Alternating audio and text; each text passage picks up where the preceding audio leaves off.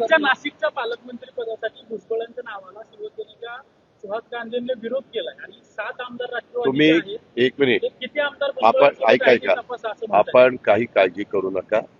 तुम्ही पत्रकार मित्रांनी तर आता इथून पुढे तो प्रश्न पण विचारू नका. ज्यावेळेस आमच्या राज्याच्या मुख्यमंत्र्यांना वाटेल की आता आपण नाशिकचं आणि रायगडचं पालकमंत्रीपद जाहीर करावं, हा त्यांचा अधिकार आहे, तुमचा पण नाही, माझा पण नाही.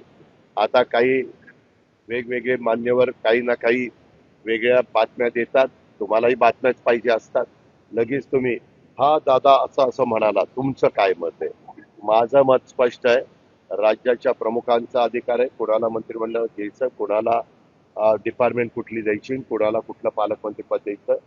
आजपर्यंत कुठल्याही परिस्थितीमध्ये नाशिक आणि रायगड या दोन्ही जिल्ह्यामध्ये कुठलीही अडचण आम्ही आमच्या महायुतीच्या सरकारने, आमच्या मुख्यमंत्र्यांनी आम्ही कुणी येऊन दिलेली नाही. व्यवस्थितपणे तिथली सगळी कामं चाललेली आहेत.